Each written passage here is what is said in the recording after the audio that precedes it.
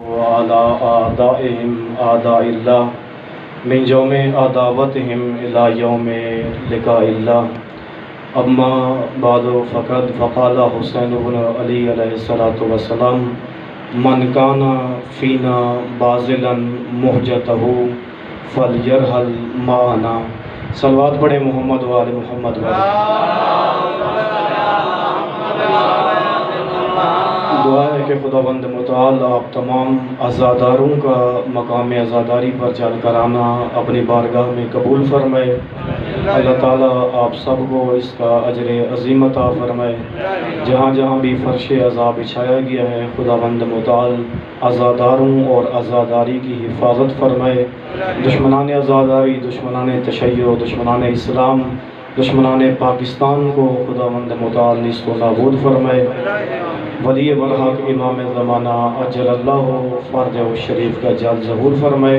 تمام دعاؤں کی قبولی کے لیے آپ سب اپنی صحت و سلامتی کے لیے مل کر بآواز بلند صلوات پڑھیں.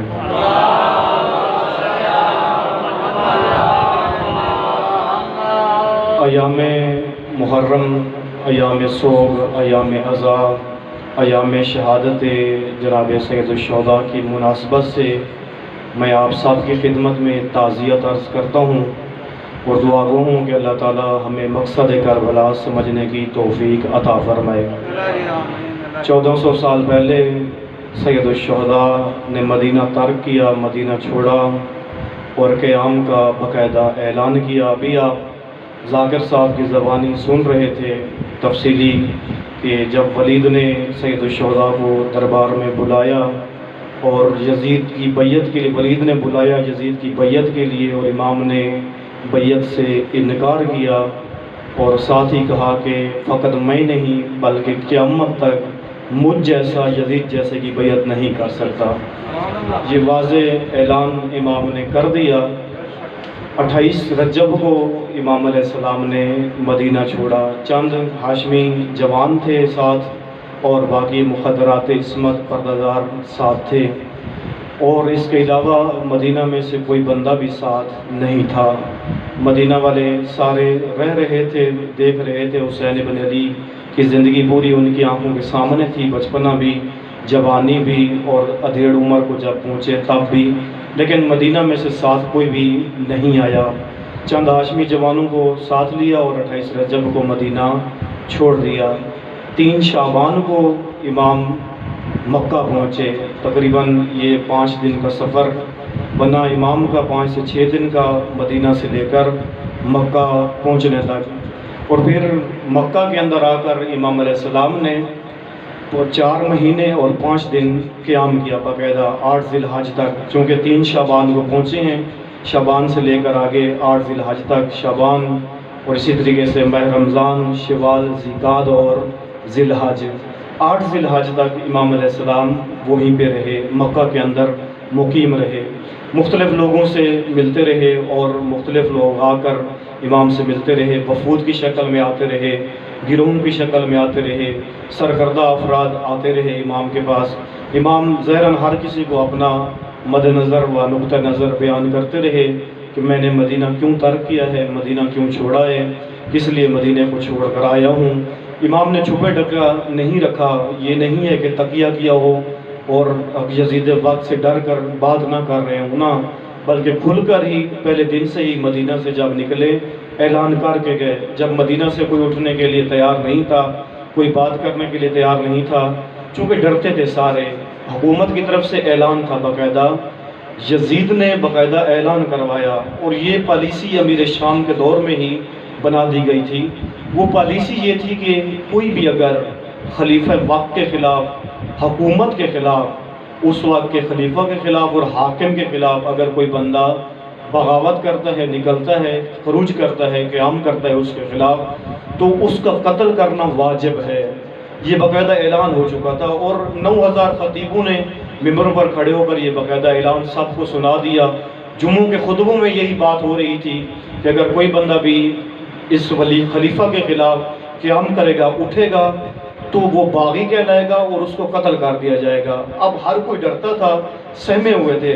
یزید کے بارے میں ہر کوئی جانتا تھا یہ فاسق ہے، یہ فاجر ہے، یہ شرابی ہے، یہ مولن بالفسق ہے، یہ قاتل النفس المحترمہ ہے، سب جانتے تھے، معلوم تھا ہر کسی کو، لیکن کوئی بندہ زبان کھولنے کے لیے تیار نہیں تھا۔ پتہ تھا زبان کھولیں گے انجام یہ ہے، مار دیے جائیں گے، اغوا کر دیے جائیں گے، چھپا لیا جائے گا، پتہ ہی نہیں ہوگا بندہ کہاں ہے۔ جیسے آج کل ایجنسیاں بندہ اٹھا لیتی ہیں، پتہ ہی نہیں ہوتا، ان کے گھر والے روتے رہتے ہیں، ڈانٹتے رہتے ہیں، چیختے رہتے ہیں، لیکن پتہ ہی نہیں ہوتا بندہ کدھر گیا ہے، کہاں نہیں ہے۔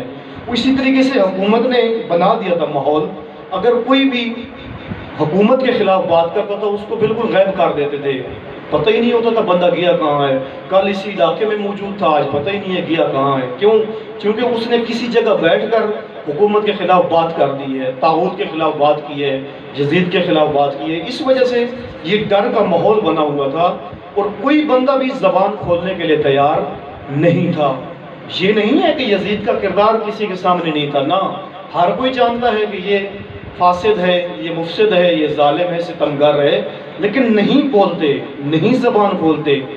ان حالات کے اندر آ کر فقط ایک شخصیت نے زبان کھولی، جب سب چپ تھے، سب خاموش تھے اور کوئی اپنی زبان کھولنے کے لیے آمادہ نہیں تھا، تیار نہیں تھا، تو سید الشہداء تنہا میدان کے اندر اترے اور آ کر کہا کہ لوگوں، اگر تم میں سے کوئی بھی یزید کے خلاف اٹھنے کے لیے تیار نہیں ہے تو میری بات سن لو، میں نے ایسی ماں کا دودھ پیا ہے جس کی تاثیر یہ ہے کہ میں سر کٹا سکتا ہوں لیکن جھکا نہیں سکتا۔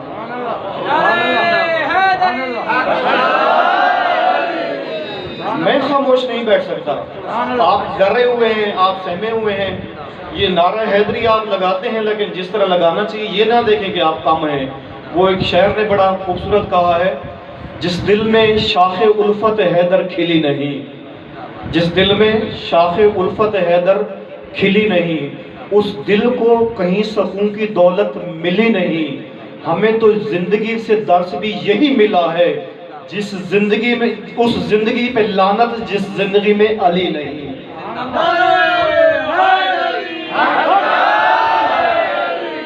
حیدر کا نام آنا چاہیے زبانوں پر تو پورے جوش کے ساتھ آنا چاہیے، پتہ لگنا چاہیے کہ حیدری بیٹھے ہوئے ہیں۔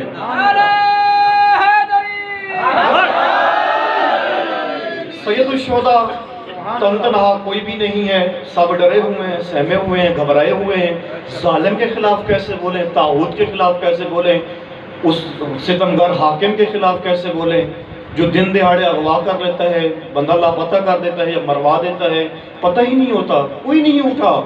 سید الشہداء نکل پڑے، چند ساتھیوں کو لے کر مدینے کو ترک کر دیا، اور مدینہ سے مکہ تک جو راستہ تھا اس کے اندر مختلف لوگوں سے ملاقاتیں ہوتی رہیں۔ سید الشہداء ہر کسی کو اپنا سفر نامہ سناتے رہے، بتاتے رہے۔ مکہ آئے تو مکہ میں بھی آ کر سب کو بتایا۔ آخری دن مکہ میں 7 ذی الحج کی شام کو، 8 ذی الحج کو امام نے احرام توڑے اور احرام توڑ کر امام نے سفر شروع کیا۔ 7 ذی الحج کی شام کو امام علیہ السلام نے سب کو جمع کیا، وہاں پر جو لوگ پہنچے ہوئے تھے، حاجی جتنے بھی دور دراز سے آئے ہوئے تھے، کچھ بصرہ سے آئے تھے، کچھ کوفہ سے آئے تھے، کچھ اور علاقوں سے آئے ہوئے تھے، مدینہ سے آئے ہوئے تھے، مختلف علاقوں سے آئے ہوئے تھے، ان سارے حاجیوں کو امام نے ایک جگہ پر جمع کیا اور خطبہ دیا، خطاب کیا امام نے۔ وہ خطبہ یہاں پر موجود ہے، میں وہ پورا خطبہ نہیں پڑھتا، اس کا ایک جملہ فقط اس خطبے کا 2 جملے میں پڑھ دیتا ہوں تبرکاً، کہ آج چونکہ 2 محرم ہے، ایام اضحیٰ ہیں، امام کے دن ہیں، تو امام کے دنوں میں امام کی بات ہو جائے۔ جو امام نے خود اپنی زبانی یہ خطبہ دیا 7 ذی الحج کی شام کو، 8 ذی الحج کی رات کو، سارے حاجیوں کے سامنے سب بیٹھے ہوئے تھے۔ بنو ہاشم اور بنو امیہ کی دشمنی چونکہ یہ اول دن سے ہی چل رہی تھی، ازل سے ہی چل رہی تھی، جس دن سے یہ دونوں بنو ہاشم و بنو امیہ کے خاندان آگے بڑھے، اسی دن سے ان کی دشمنی شروع ہو گئی، اسلام سے پہلے ہی دشمنی شروع ہو گئی۔ یہ بنو ہاشم اور امیہ یہ دونوں بھائی تھے، یہ کوئی اور نہیں تھے، یہ بھی نہیں تھا کہ کوئی کزن تھے یا وہ اور کوئی رشتہ تھا، نہ، سگے بھائی تھے آپس میں، عبد مناف کے بیٹے تھے، اور بھی ان کے بیٹے کافی سارے تھے۔ 4-5 بیٹوں میں سے 2 بیٹے یہ تھے، ایک ہاشم نام تھا اور ایک امیہ نام تھا۔ ہاشم کی اولاد بنو ہاشم کہلاتے ہیں اور امیہ کی اولاد بنو امیہ کہلاتے ہیں۔ یہ دونوں جس دن پیدا ہوئے ہیں ہاشم اور امیہ، یہ جڑواں پیدا ہوئے ہیں، ایک ہی دن ان کی ولادت ہوئی ہے۔ جب یہ پیدا ہوئے ہیں تو دونوں کا جسم جڑا ہوا تھا، ایک دوسرے کے ساتھ ملا ہوا تھا۔ یہ امیہ کا ہاتھ ہاشم کے اوپر تھا اور جڑا ہوا تھا بالکل۔ جب ان کی ولادت ہوئی دونوں کی، ہاشم کی اور امیہ کی، جب ولادت ہوئی جڑے ہوئے تھے دونوں، ان کو جدا کرنا چاہا لوگوں نے کہ الگ کریں ان کو۔ جب جدا کرنے لگے ہاشم کے جسم سے کافی خون بہنے لگا، بہت زیادہ خون بہا۔ لوگوں نے اسی وقت بھی پیشن گوئی کر دی کہ یہ آگے چل کر صحیح نہیں ہوگا، یہ جو خون نکلا ہے یہ بدشگونی ہے کہ یہ امیہ ہاشم کا دشمن بنے گا، یہ اس بات کی دلیل ہے۔ اور اسی دن سے ہی، شروع سے ہی، یہ امیہ کے دل کے اندر اپنے بھائی ہاشم کے لیے نفرت تھی، چونکہ ہاشم ایک شریف انسان، مقتدر شخصیت اور معتدل انسان تھے، نیک پارسا تھے۔ اس وجہ سے اس امیہ کے دل کے اندر اس کے لیے نفرت تھی، ہاشم کے لیے۔ شروع دن سے ہی یہ نفرت بڑھتی رہی، پنپتی رہی اور یہ سلسلہ چلتا رہا۔ امیہ کے بعد اس کا بیٹا حرب پیدا ہوا اور ادھر سے ہاشم کے بیٹے عبد المطلب پیدا ہوئے، اور اسی طریقے سے پھر ادھر سے حرب کا بیٹا ابو سفیان پیدا ہوا اور ادھر سے عبد المطلب کے بیٹے عبداللہ پیدا ہوئے۔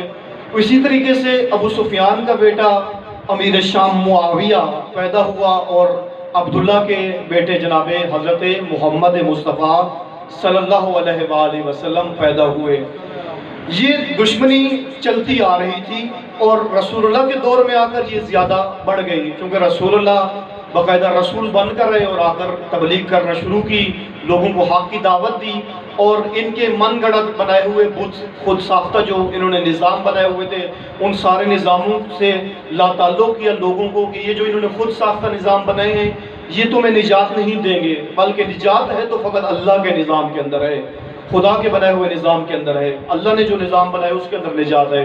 رسول اللہ نے باقاعدہ دعوت دی سب کو، ان کی فیکٹریاں بند ہو گئیں، ان کے بت گری کا نظام سارا ٹھپ ہو گیا، بند ہوا، ان کے دل کے اندر اور نفرت بڑھ گئی بنو ہاشم کے لیے، اور یہ نفرت بڑھتی ہوئی، پنپتی ہوئی، رسول اللہ کے اتنے یہ خلاف ہو گئے کہ ایک بندے نے آ کر کہہ دیا امیر شام سے کہ آپ کیوں اتنا رسول سے جلتے ہیں، آپ کیوں اتنا محمد سے نفرت کرتے ہیں، اور اسی طریقے سے علی و اولاد علی کی نفرت آپ کے دل کے اندر اتنی کیوں ہے، آپ اچھا کام کیوں نہیں کرتے، وہ بھی بڑے اچھے ہیں، نیک ہیں، پارسا ہیں، آپ بھی کوئی اچھا کام کرو۔ تو اس نے کہہ دیا، اس نے کہا کہ اگر میں کوئی اچھا کام کروں تو میرا نام نہیں ہوگا، چونکہ جو عبداللہ کا بیٹا محمد نیک کام کر چکا ہے کہ اب اس کا نام آذانوں میں آ رہا ہے، اب اگر کوئی میں نیکی کرتا ہوں تو میرا نام نہیں آئے گا۔ میں ان سے دشمنی اس وجہ سے رکھتا ہوں، جہاں ان کا نام اچھائی کی وجہ سے ہوگا وہاں میرا نام برائی کی وجہ سے ہوگا۔ یہ باقاعدہ امیر شام نے کھل کر اعتراف کیا بات کا، میں تاریخ سے بات کر رہا ہوں، یہ امیر شام کے خود اپنے الفاظ ہیں، کہا میں محمد سے اس وجہ سے دشمنی رکھتا ہوں اور علی و اولاد علی سے اس وجہ سے دشمنی رکھتا ہوں چونکہ یہ لوگ اتنے نیک ہیں، اگر میں کوئی نیکی کروں گا لوگوں کو میری نیکی نظر ہی نہیں آئے گی، لیکن اگر میں ان سے دشمنی کروں گا جہاں ان کا نام آئے گا وہاں میرا نام بھی ساتھ آئے گا۔ اس نیت پر اس بندے نے دشمنی، امیر شام نے بغیر دشمنی کی ہے امیر المومنین اور اولاد علی سے، وہاں میرا نام آئے گا، جہاں یہ اچھائی کریں گے وہاں ان کا نام، اسی طریقے سے جو بھی برائی ہوگی وہاں میرا نام ہوگا، دشمنی میں میرا ساتھ ساتھ نام آئے گا۔ میں چاہتا ہوں میرا نام ان لوگوں کے ساتھ ساتھ ہو، بنو ہاشم کے ساتھ ہمارا نام جڑا ہوا ہو، اور ایسا ہی ہے، شروع دن سے بنو امیہ کا نام بنو ہاشم کے ساتھ جڑا ہوا ہے، جہاں بنو ہاشم پہ صلوات آتی ہے وہاں بنو امیہ پہ لعنت آتی ہے، یہ دونوں کا آ رہا ہے، حسینیت زندہ باد آتی ہے تو یزیدیت مرد آباد آتی ہے، ان کا نام آ رہا ہے، شروع دن سے آ رہا ہے، جو ان کی پالیسی تھی وہ پالیسی باقاعدہ کامیاب ہوئی اور اس پالیسی کے تحت انہوں نے آگے سلسلہ شروع کیا۔ امام علیہ السلام نے یہ شروع کیا قیام، اور بنو امیہ کے دلوں کے اندر کافی حد تک نفرت تھی بنو ہاشم کے لیے، اولاد علی کے لیے، تو انہوں نے کینہ و عناد لوگوں کے دلوں میں بھی پیدا کیا اور اسی طریقے سے بنو ہاشم کے خلاف نفرتیں لوگوں کے دلوں میں پیدا کیں اور بنو امیہ کے لیے محبتیں پیدا کیں۔ تو امام نے آخری رات کو یہ باقاعدہ خطاب کیا اور خطبہ دیا کہ لوگوں میں کہاں جا رہا ہوں، کدھر جا رہا ہوں، یہ بات نہیں ہے کہ لوگوں کو پتہ نہیں تھا کہ امام کہاں جا رہے ہیں، نہ، باقاعدہ کھل کر امام نے اس آخری خطبے کے اندر اعلان کیا میں نے کہاں جانا ہے۔ 8 ذی الحج کو جب احرام توڑے، یہ نہیں ہے کہ پتہ نہیں تھا حسین کہاں جا رہے ہیں، کہاں جائیں گے، نا، باقاعدہ 8 کی رات کو 7 ذی الحج کی شام کو امام نے نام لیا کہ میں کہاں جاؤں گا۔ امام فرماتے ہیں کہ اولانی الی اسلافی اشتیاق یعقوب الی یوسف وخیر لمسر انا لاقیت کانی بے اوصالی یتقطع اسلان الفلوات بین النواویس و کربلا۔ اے لوگوں، آپ جانتے ہو کہ اس کے بعد، آج رات کے بعد میں کل سفر شروع کرنے لگا ہوں، اور میرا سفر ہے نواویس اور کربلا کی سرزمین پر، اور میں اپنی آنکھوں سے دیکھ رہا ہوں وہاں پر کیا ہوگا۔ امام نے باقاعدہ کھل کر کہا، وہاں پر میں دیکھ رہا ہوں صحرا اور بیابان کے درندے بھوکے اپنے پیٹوں کو میرے گوشت سے بھر رہے ہیں۔ میں ایسے علاقے میں جا رہا ہوں، ایسی سرزمین پر جا رہا ہوں جہاں درندے میرا گوشت نوچیں گے۔ اس سرزمین کا نام ہے کربلا۔ اور پھر کہا کہ اب اگلی بات کون سی ہے؟ امام کہنے لگے ان کو، اگلی بات یہ ہے، من کانا فینا بازلن موجتہ۔ اب تم بتاؤ، جتنے بیٹھے ہوئے کہا حاجیو تم بتاؤ، کون ہے تم میں سے جو میرے ساتھ چل کر ہماری راہ پر خون بہائے؟ آپ میں سے کون ہے؟ کہا جو ہمارے ساتھ آئے۔ اب سارے حاجی حیران ہو گئے، ڈر بھی گئے بات سن کر۔ امام نے چونکہ کھل کر کہہ دیا جو بھی میرے ساتھ آئے گا اس کا خون بہایا جائے گا، چھپی ڈھکی بات نہیں رکھی، چونکہ لوگوں کے دلوں میں تھا کہ حسین جائیں گے، جنگ کریں گے۔ پہلے دور میں تھا جب جنگ کرتے تھے، خیبر کی جنگ ہوئی، مسلمانوں کو مال غنیمت ملا، مسلمان غنیمت لے کر گئے، احد ہوئی مال غنیمت ملا لے گئے، بدر ہوئی مال غنیمت ملا لے گئے، اور جنگیں ہوتی رہی، مال غنیمت ملتا تھا لے جاتے تھے۔ لیکن اس جنگ کے لیے امام نے باقاعدہ ان کو کہہ دیا کہ کسی کے دل کے اندر ہو کہ مال ملے گا ہم لے آئیں گے، کربلا میں جائیں گے وہاں سے مال و متاع ملے گا ہم لے کر آئیں گے، ایسی بات نہیں ہے۔ من کانا فینا بازلن محجتہ، کون ہے تم میں سے جو فلیرحل معنا، ہمارے ساتھ چلے اور اپنی گردن کا خون دے؟ ہے کوئی تم میں سے؟ باقاعدہ اعلان کیا امام نے، ہے کوئی تم میں سے آنے والا جو اپنی گردن کا خون دے، ہمارے ساتھ چلے اللہ کی راہ کے اوپر، علی لقاء اللہ، اللہ کو پانے کے لیے، اللہ کی راہ کے اوپر، خدا کے لیے، جو اپنا گردن کا خون بہانا جانتا ہو؟ ہے کوئی تم میں سے جو ہمارے ساتھ چلے؟ سب چپ، سب خاموش، سب نے سر جھکا لیے، گردنیں جھکا لی۔ امام نے باقاعدہ خطبہ دیا، آؤ جس کو خون بہانے کا شوق ہے، جو ہماری راہ پہ آنا چاہتا ہے، جو اللہ کو پانا چاہتا ہے، آئے ہمارے ساتھ نکلے اور اپنا خون دے۔ لیکن نہیں آیا کوئی، بیٹھے رہے، سب نے خطبہ سنا، ڈر گئے۔ حسین کے ساتھ جائیں جان دینا پڑتی ہے، حسین کی راہ خطرات کی راہ ہے، دشواریوں کی راہ ہے، مشکلات کی راہ ہے، کیسے جائیں حسین کے ساتھ؟ حسین تو کہہ رہے ہیں جو بھی آئے گا اس کو گردن کا خون دینا پڑے گا، اور ہم اگر حسین کے ساتھ جائیں گے ہمیں بھی گردن کا خون دینا پڑے گا، یہ کیسے جائیں حسین کے ساتھ؟ یہ بات جب امام نے کھل کر بتائی تو ڈر گئے سارے، سہم گئے کہ کیسے جائیں۔ جن کو شوق تھا شہادت کا، اشتیاق تھا شہادت کا، جو اللہ کو پانا چاہتے تھے اور شہادت کے درجے پہ فیض ہونا چاہتے تھے، ان کے لیے امام نے چاہے 10ویں کی رات چراغ بھی جلائے، چراغ جلا کر بجھا بھی دیے، تو پھر بھی وہ کہہ رہے تھے یا حسین تیرے ساتھ ہیں۔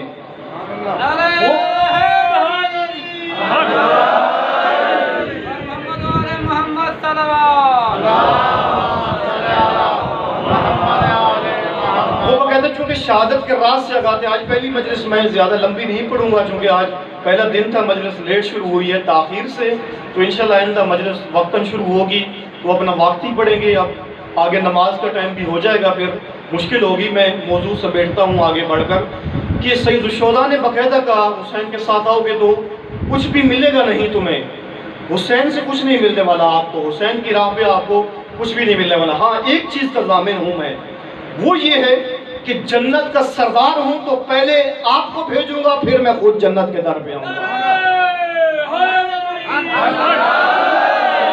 اس چیز کی میں ضمانت دیتا ہوں، میری راہ پہ آؤ گے جنت ضرور ہے، تمہارے لیے جنت ہے حسین کی راہ پہ۔ جنت کے علاوہ دنیا میں حسین سے تم کچھ بھی لے نہیں سکتے، اور کچھ بھی تمہیں نہیں ملے گا یہاں پر۔ جیسے آج مثلا حسین کے نام پر بہت کچھ لیتے ہیں، کماتے ہیں، بڑھاتے ہیں۔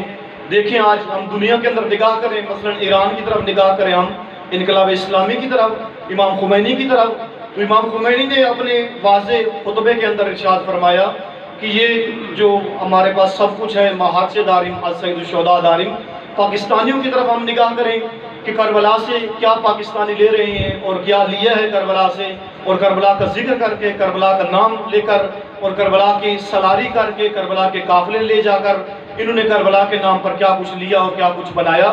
نگاہ کریں، ہمارے سامنے ہے پاکستان کی سرزمین، اس پر سب کچھ آپ کے سامنے ہوگا۔ بعض لوگوں نے حسین کا نام لے کر حسین کے نام پہ شہرت کمائی، بعض لوگوں نے حسین کے نام کی وجہ سے اپنا نام بنایا، بعض لوگوں نے حسین کے نام کی وجہ سے اپنا بینک بیلنس بڑھایا، بعض لوگوں نے نام حسین پر آ کر اپنی گاڑیاں بنائیں، بعض لوگوں نے نام حسین کی وجہ سے اپنی کوٹھیاں بنائیں، بعض لوگوں نے نام حسین کی وجہ سے سلاری کے اندر اتنے آگے بڑھ گئے کہ ان جیسا کوئی سلار نظر نہ آیا، اور اس طریقے سے اپنا جیب بھرا اور پیٹ بھرا، اولاد کا بینک بیلنس بڑھایا حسین کے نام پر۔ بہت ساروں نے بہت کچھ کمایا اور بہت کچھ لیا، لیکن حسین نے جو کربلا میں دیا، اور حسین جو کہہ رہے ہیں کہ میں آخرت میں دوں گا اور دنیا میں کچھ نہیں دے سکتا، دنیا میں لوگوں نے حسین کے نام پر بہت کچھ لیا۔ اور کربلا سے ایک بندے نے آ کر واقعاً حقیقی درس بھی لیا، اس کا نام ہے خمینی بزشکن۔ ایک سرزمین پر اترے، ایک طاغوت کو للکارا، طاغوت کی نگاہوں کے اندر نگاہیں ڈالیں، جس کے سامنے بادشاہ کا نظام تھا اور امام کے پاس فقط ولایت کا نظام تھا، امامت کا نظام تھا۔ خمینی کے پاس ولایت کے نظام کے علاوہ اور امامت کے علاوہ کچھ بھی نہیں تھا۔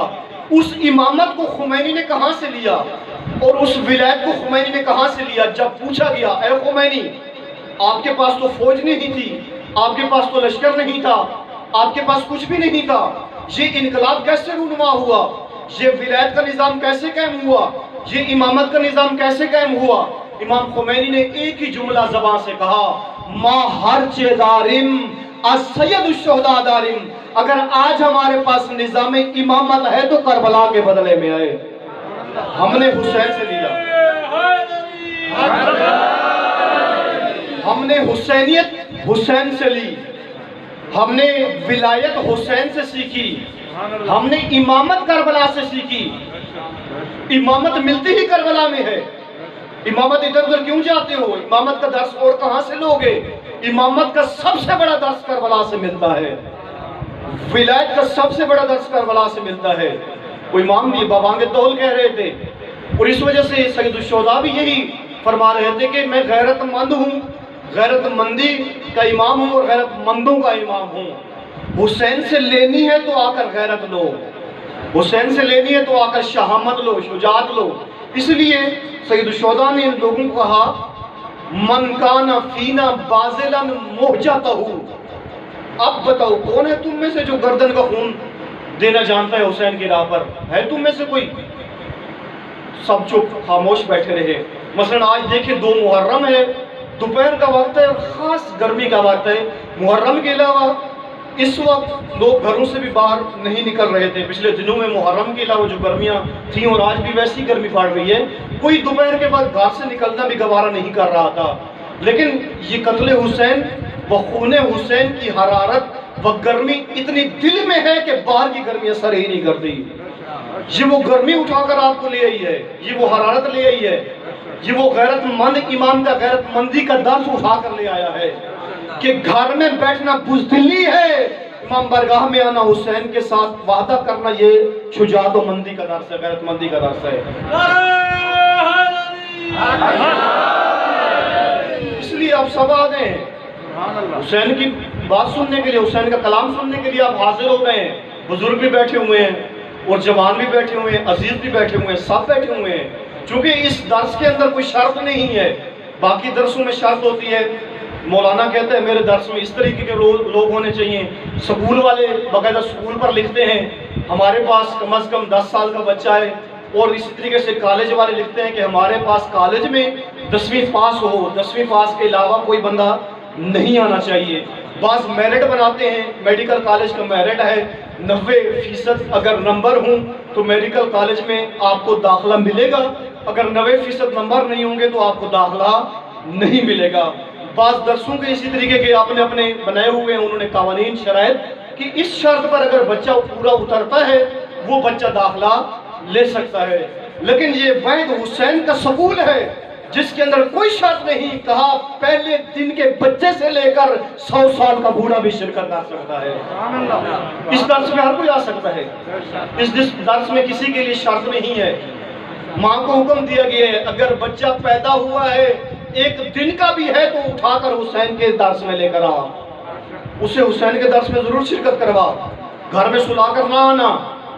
اسے جو آج عزت مندی کا درس اس منبر سے ملے گا وہ کہیں سے بھی نہیں ملے گا۔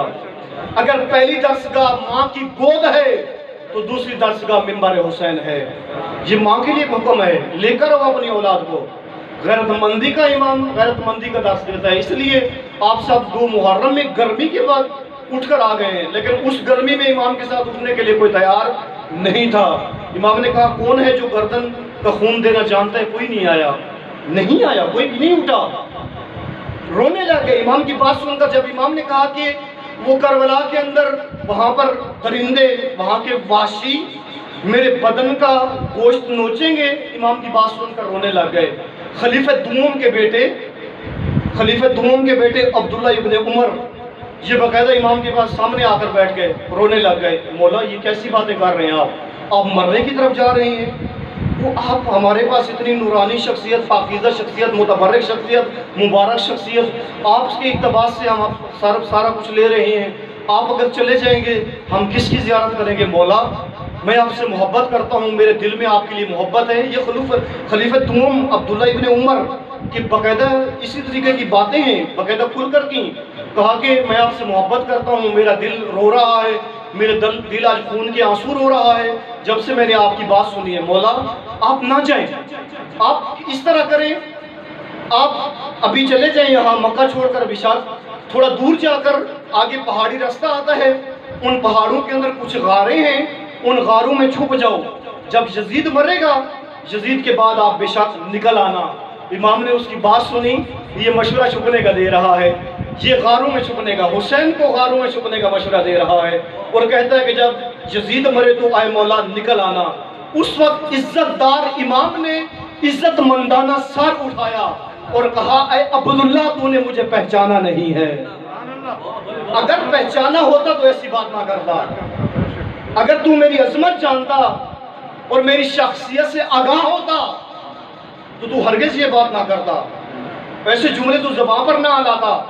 اے عبداللہ تو کہتا ہے میں غاروں میں چھپ جاؤں، میں پہاڑوں میں چھپ جاؤں، نہ میں غاروں میں چھپوں گا نہ پہاڑوں میں چھپوں گا، میں بابانگے دہل میں اس راہ کو لے کر قیام کو میں نکلوں گا، اور جو راستہ واضح ہے کربلا کا اسی راستے پہ جاؤں گا، اگر یہ میرے خون کے پیاسے ہیں گردن کٹوا دوں گا، چھپنا گوارا نہیں کروں گا۔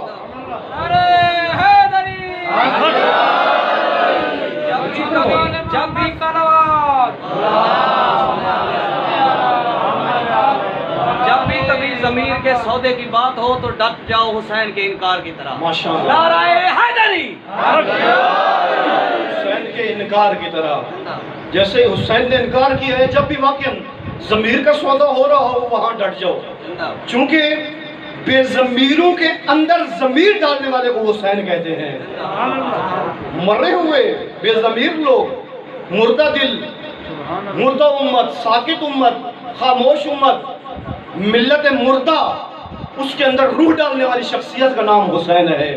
اور ایسے ہی ہے حسین کے انکار کی طرح انکار کرنا چاہیے، طاغوتیت کا انکار، ظلم و ستم کا انکار، ظالم کا انکار، ستمگار کا انکار، نظام ظلم کا انکار، اور نظام امامت کے لیے جیسے حسین نے کوشش کی، کہا اس راہ کے لیے کیا کرنا پڑے گا؟ اس راہ کے لیے تمہیں قربانیاں دینا پڑے گی، اگر قربانیاں دینا جانتے ہو پھر آؤ حسین کے ساتھ، فَلْجَرْحَ الْمَعْنَا، بس آ جاؤ، پھر آؤ حسین کے ساتھ۔ اگر ایسے کنارے پہ کھڑے رہو گے اور خالی کہو گے حسین محبت کرتے ہیں تجھ سے، حسین ہم تجھے چاہتے ہیں، حسین ہمیں تجھ سے بڑی محبت ہے، بڑی پیار ہے ہمیں تجھ سے، اگر کنارے پہ کھڑے ہو کر کہتے رہو گے کچھ بھی حاصل نہیں ہوگا۔ اگر بہادری و شجاعت کے ساتھ حسین کو سمجھ کر حسین کی راہ پہ قدم رکھ دیا، میں تمہارا ضامن ہوں، میں دنیا میں تمہاری نجات کا ضامن ہوں، آخرت میں بھی نجات کا ضامن ہوں۔ بزرگان انشاءاللہ خدا نے توفیق دی تو میں یہ موضوع آگے جاری رکھیں گے۔ ولایت کے لیے، امامت کے لیے سید الشہداء نے قیام کیا، بنو ہاشم کی نفرت بنو امیہ کے دلوں کے اندر پہلے دن سے تھی، اور اس امامت و ولایت کا سلسلہ متروک ہوا، مہجور ہوا۔ اگر یہ غدیر کو لوگ نہ بھولتے تو کبھی بھی کربلا بپا نہ ہوتی۔ غدیر بھول گئے، کیونکہ غدیر میں باقاعدہ رسول اللہ امامت کا اعلان کر کے جا رہے تھے، فقط علی تک نہیں بلکہ باقی 12 جانشینوں کا تعارف اور ان کا اعلان بھی کر کے جا رہے تھے۔ امت میرے بعد ادھر ادھر نہ جائے، کہیں بھی نہ جائے، کوئی اور نظام قبول نہ کرے۔ تمہارے سامنے اگر آمریت ہے، تمہارے سامنے اگر ملوکیت ہے، تمہارے سامنے اگر خلافت ہے، تمہارے سامنے اگر سامریت ہے، سامراجیت ہے، اور اگر اسی طریقے سے کوئی اور نظام تمہارے سامنے آئے، قبول نہیں کرنا۔ قبول کرنا ہے تو فقط ولایت کو قبول کرنا، امامت کو قبول کرنا۔ لیکن بھلا دیا۔ جب امامت کو بھلایا، خدا شاہد تاریخ گواہ ہے، امامت و ولایت کی مدافع تاریخ کے اندر رسول کے بعد علی کی تنہائی میں فقط ایک شخصیت ملتی ہے تاریخ کے اندر، جس کا نام کتابوں والوں نے لکھا ہے زہرا۔ زہرا کے علاوہ کوئی بھی نظر نہیں آتا۔ جناب سیدہ کے علاوہ کوئی بھی تاریخ میں ولایت کا مدافع نظر نہیں آتا۔ رحلت رسول کے بعد، رسول کی آنکھوں کے بند ہونے کے بعد، مدافع ولایت، مدافع امامت، مدافع علی کوئی بھی نظر نہیں آتا جناب سیدہ کے بعد۔ کربلا کا آغاز مدینہ سے ہوا ہے، فقط کربلا سے نہیں ہوا، مدینہ سے آغاز، رحلت رسول کے بعد ہی آغاز ہو گیا تھا، اسی دن سے ہی سب کچھ طے ہو گیا تھا۔ لیکن جی آپ دیکھیں کہ سب چپ سے خاموش تھے، کوئی اٹھنے کے لیے تیار نہیں تھا۔ ایک سیدہ، یہ سیدہ بڑی مظلوم بی بی ہیں، خدا شاہد ہے، یہ ایسی مظلومہ بی بی ہیں۔ یہ سیدہ کے دکھ بابا کے بعد نہیں تھے، سارے 18 سال کی عمر میں نہیں ملے، بچپن سے ہی سیدہ نے بہت دکھ جھیلے ہیں، بچپن سے ہی۔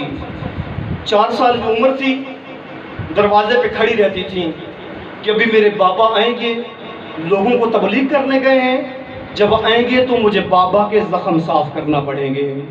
در پر کھڑے ہو کر بابا کا انتظار کرتے تھیں۔ ایک دن یہ آپ لقب سنتے رہتے ہیں نا ذاکرین سے، علماء سے، کہ ام ابیہا، سیدہ کو ام ابیہا بھی کہا جاتا ہے۔ یہ لقب کب ملا کہ تو اپنے بابا کی ماں ہے؟ یہ لقب کب ملا سیدہ کو؟ کیسے یہ لقب ملا؟ توجہ کیجئے گا۔ ایک دن رسول اللہ گئے تبلیغ کرنے کے لیے، اور جب تبلیغ کر رہے تھے لوگوں نے اتنا ستم ڈھایا رسول اللہ پر، ایک پتھر لگا رسول اللہ کی پیشانی پر، پیشانی سے خون نکلنے لگا، کچھ پتھر لگے چہرے پر، رخساروں پر، رخساروں سے خون بہنے لگا، کچھ پتھر سر میں لگے، سر سے خون جاری ہوا، بدن لہولہان تھا۔ رسول اللہ واپس لوٹ رہے تھے اور دیواروں کا سہارا لیتے ہوئے گھر کی طرف آ رہے تھے۔ 4 سالہ بچی فاطمہ الزہرا نے جب بابا کو آتا ہوا دیکھا تو فوراً دوڑ پڑی آگے اور جا کر بابا کے ہاتھ کو پکڑا اور پکڑ کر گھر کے اندر لے کر آئیں۔ جب بابا کو گھر میں لے آئیں، بابا کو لٹا دیا، بابا کے سر کو اٹھایا، اپنی گود میں رکھا۔ بابا کا خون کافی بہہ چکا تھا، بابا بے ہوش ہو گئے، خون بہنے کی وجہ سے رسول اللہ بے ہوش ہو گئے۔ اب سیدہ نے کیا کیا؟ اپنی ردا اٹھائی اور اپنی ردا سے بابا کے زخم صاف کرنا شروع کیے، خون صاف کرنا شروع کیا۔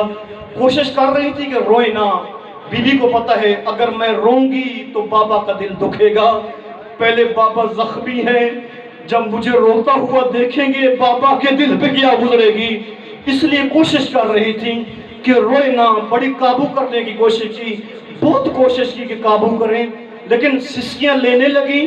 ان سسکیوں کی وجہ سے ایک آنسو جناب سیدی کی آنکھ سے نکلا، وہ جب آنکھ سے نکلا ٹپکا رسول کے رخسار پہ گر رہا، رسول کی آنکھ کھل گئی، گرم آنسو کے گرنے کی وجہ سے رسول کی آنکھ کھلی، ایسے دیکھا بیٹی نے سر گود میں رکھا ہوا ہے، ایسے دیکھ کر کہا السلام علیکہ یا ام ابیہا، اے زہرا سلام ہو تجھ پر، تو اپنے بابا کی ماں ہے، اس طرح تو مائیں پیار کرتی ہیں جس طرح تو بابا سے پیار کر رہی ہے، اس طرح تو ماں زخم صاف کرتی ہے جس طرح تو اپنے بابا کے زخم صاف کر رہی ہے۔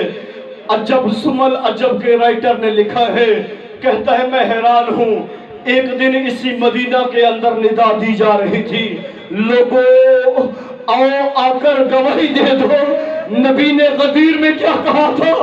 लोगों ने दर नबी ज़ादी पर बंद कर दिए, लोगों ने रसूल ज़ादी पर दर बंद कर दिए। लोगों ने कहा अरे रसूल ज़ादी हम भूल गए, गदीर में क्या कहा था। कोई एक फर्द भी बाहर नहीं आया। वो लिखता है, कहता है मैं हैरान हूँ।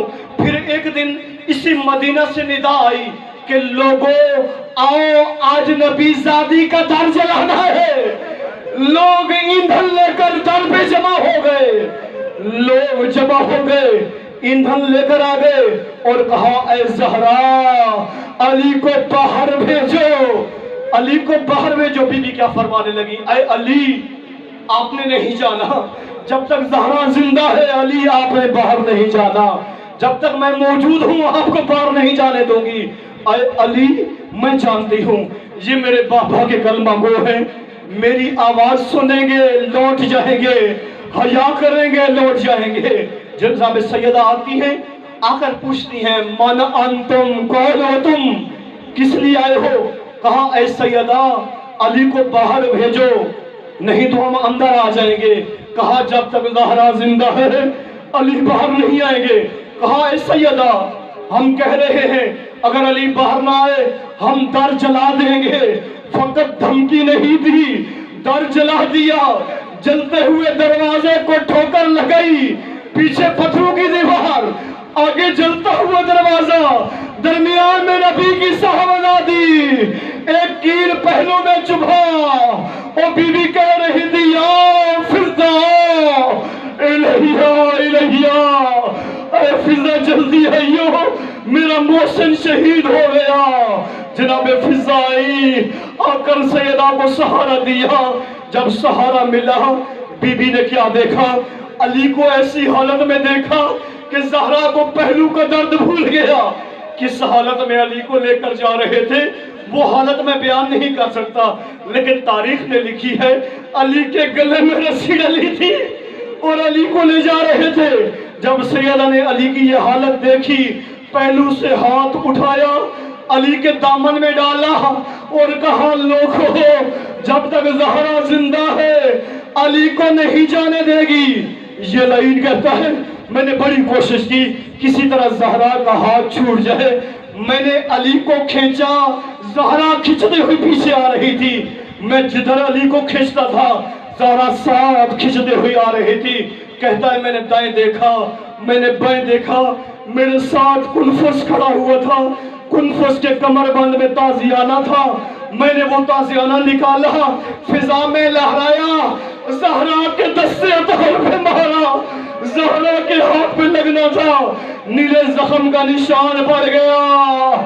बीबी वो हाथ फिजा में लहरा कर कह रही थी ऐ अली अल्लाह के हवाले, ऐ अली अल्लाह के हवाले, ऐ अली अल्लाह के हवाले।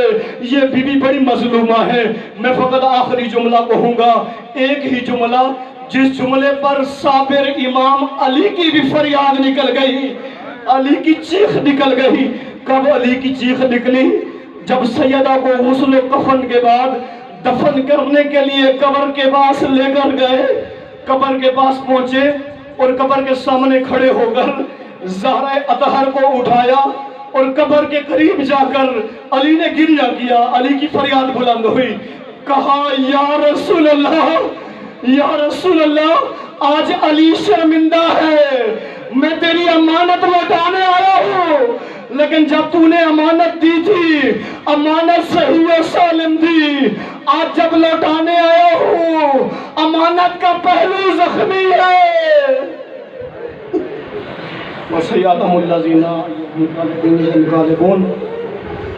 परवरदिगारा मोहम्मद व आले मोहम्मद की इज़्ज़त व अज़मत का वास्ता, जितने भी यहाँ पर आज़ादात तशरीफ़ फरमा हैं, रंजीदा दिल हैं, परवरदिगारा इन पाकीज़ा दिलों के सदक़े में, इन रोती हुई आँखों के सदक़े में अब दिल नरम हो गए हैं। करीम अल्लाह इन दिलों का सदका हमारी ये इबादत कबूल फरमा। जहाँ जहाँ भी फर्श अज़ा बिछाया गया तमाम अज़ादारों और अज़ादारी की हिफाजत फरमा। दुश्मनाने अज़ादारी, दुश्मनाने तशय्युअ को निस्त व नाबूद फरमा। تمام حاضرین، جوان، عزیز، بزرگ، مرد، خواتین، سب کو کریم اللہ صحت و سلامتی و خیر و عافیت عطا فرما، طول عمر عطا فرما۔ علماء حقہ مراجع عظام مقام معظم راہبری سید علی خامنئی عزت تشیع سے رسول نصر اللہ استاد بزرگوار کو صحت و سلامتی عطا فرما۔ کریم اللہ محمد و آل محمد کی عزت و عظمت کا واسطہ ہمارے حقیقی وارث ولی برحق امام زمانہ اجل اللہ فرج و شریف کا جل ظہور فرما، امام کے قدموں میں شہادت نصیب فرما، امام زمانہ کا حقیقی ناصر سچا جانثار بننے کی توفیق عطا فرما برحمتک یا ارحم الراحمین۔ اللہم صلی علی محمد۔